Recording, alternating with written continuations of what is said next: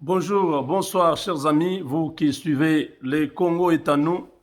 Je vous dis merci de votre disponibilité. Nous allons parler du Rwanda. Le Rwanda qui est actuellement en difficulté.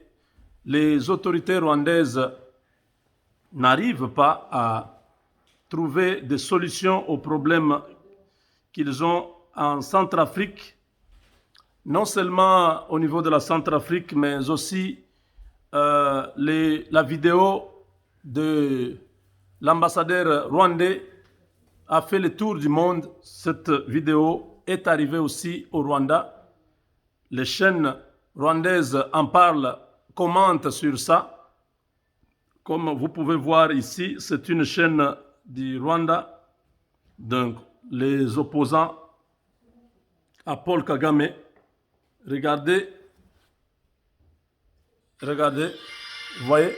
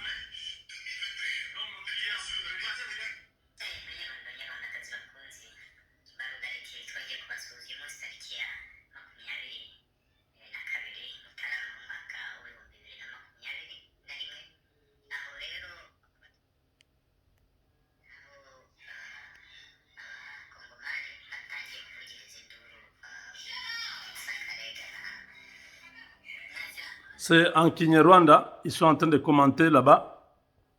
Ça veut dire que cette vidéo a fait le tour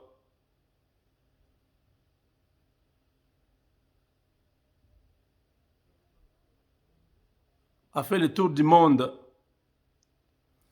Voilà, chers amis, nous sommes en train de vous parler du Rwanda. Le Rwanda, aujourd'hui, l'armée rwandaise est prise en étau en Centrafrique. Ils ne savent pas comment sortir. Donc, tous ces militaires que Kagame avait envoyés en Centrafrique sont coincés, ils sont encerclés, ils sont en train de solliciter le secours de l'ONU parce que les rebelles centrafricains sont en train d'avancer et le président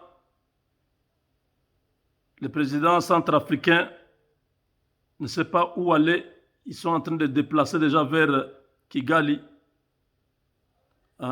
Les autorités centrafricaines sont en train de quitter la Centrafrique vers Kigali avec l'avion Rwandair.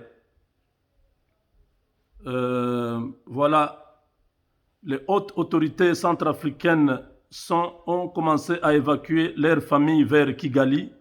La voie aérienne est la seule possibilité de sortie de Bangui. Kigali a conseillé le président centrafricain de demander à l'ONU d'envoyer plus de troupes en raison de cette demande pour que Kagame change ses mercenaires en force de maintien de la paix. Kagame demande au président centrafricain non seulement d'évacuer leur famille vers le Rwanda, mais de demander à l'ONU de lui envoyer beaucoup de troupes. Comme ça, ces militaires vont devenir les forces de maintien de la paix. Donc, vous comprenez, c'est une stratégie, chers amis, que le Rwanda est en train d'utiliser, des astuces pour contourner la défaite.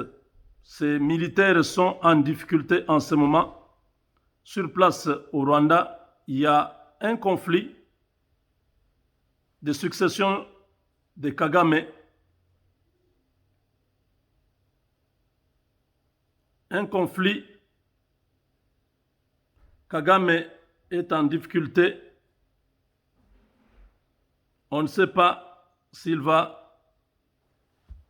sera toujours en mesure de diriger le pays. Il y a deux camps. Il y en a qui soutiennent la fille de Kagame. Donc le conflit de succession se passe entre son épouse Jeannette Kagame, le chef d'état-major Jean Bosco Kazura et Vincent Nyakarundi. Et ils sont nés au Burundi et voudraient mettre Ange Kagame, la fille de Kagame, au pouvoir. L'autre camp est composé par James Kabarebe, Patrick Nyamvumba, Jacques Nziza et autres qui sont nés en Ouganda. Donc les deux camps sont en train de chercher comment récupérer le pouvoir au Rwanda. Les deux camps sont vraiment, ils peuvent prendre les armes à tout moment. Ils vivent à couteau tiré. Un petit étincelle pourra mettre le pays dans l'embrasement. Donc tous ces mercenaires qui sont partis en Centrafrique maintenant regrettent. Kagame ne sait plus rien. Les choses se compliquent au Congo. Ils ne peuvent plus contrôler la RDC. Et cet ambassadeur qui est chez nous, personne non grata, on est en train de demander son départ. Depuis 2 jours, nous demandons son départ. La vidéo parle d'elle-même. On ne peut pas dire que c'est faux. Dieu a confondu cet homme. Il est venu au Congo avec une mission de faire du mal au chef de l'État. Et ce jour-là, il s'est retrouvé face à face avec Tshisekedi. Je ne sais pas, il avait une bombe, il voulait faire quoi? Je ne sais pas qu'est-ce qui s'est passé. Mais Dieu a montré au monde entier comment il était en train de faire ce mouvement. C'est vraiment triste. C'est triste. Nous voulons que cet homme puisse quitter d'urgence, qu'il quitte d'urgence le pays. C'est l'unique façon de pouvoir garder des relations avec ce pays-là. Le Rwanda restera toujours pays voisin, mais nous ne voulons pas avoir un voisin qui nous cause toujours beaucoup de problèmes. Nous en avons déjà eu de toutes les couleurs. Nous sommes fatigués. Kagame est en train de pleurnicher. Il pleure maintenant. Son armée est en difficulté. Il croyait être spécialiste de la guerre, mais les rebelles centrafricains ont prouvé qu'ils sont capables de beaucoup. Ils sont capables de beaucoup. Ils sont entre l'Étau, la République centrafricaine, le centre de la ville est déjà dans une situation de stupeur. Les gens ont peur à Bangui. Ils ne savent pas ce qui peut se passer et surtout que les autorités de ce pays-là commencent à évacuer leurs familles. Ça montre qu'il y a quelque chose de très grave qui risque de se passer. Alors nous demandons seulement au président Félix de s'éloigner de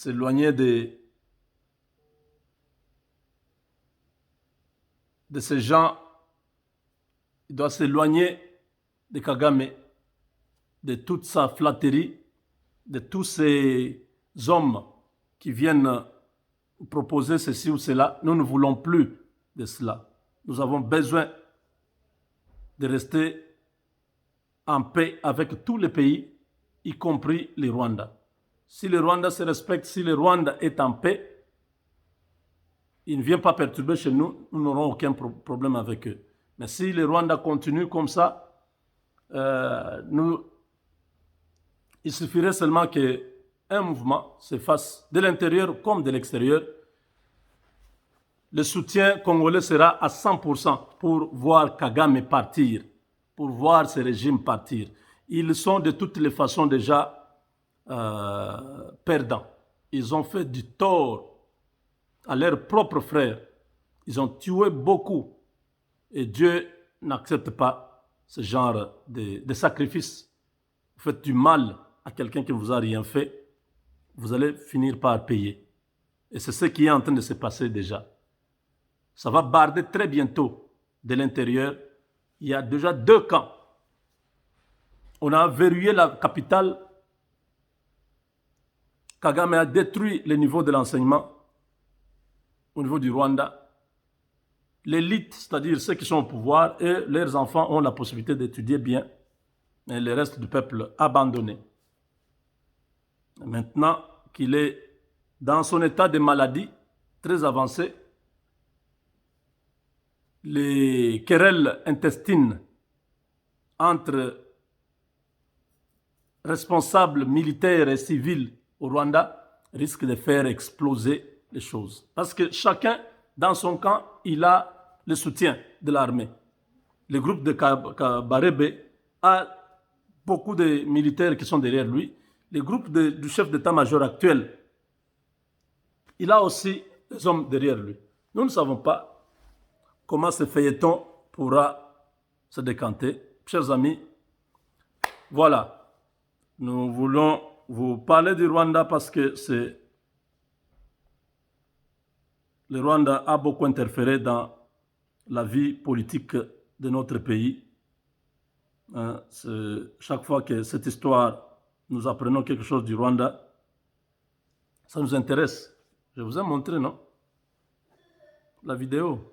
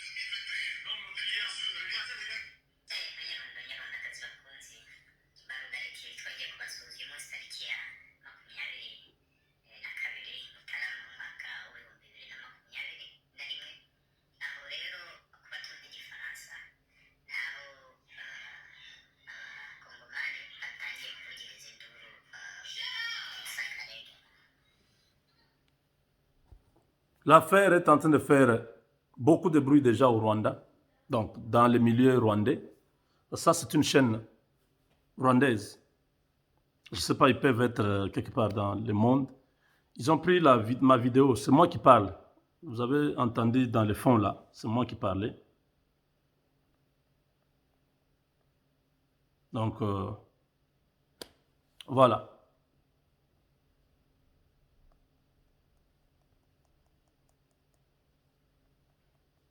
Le Rwanda voulait atteindre un objectif. Ils ont échoué.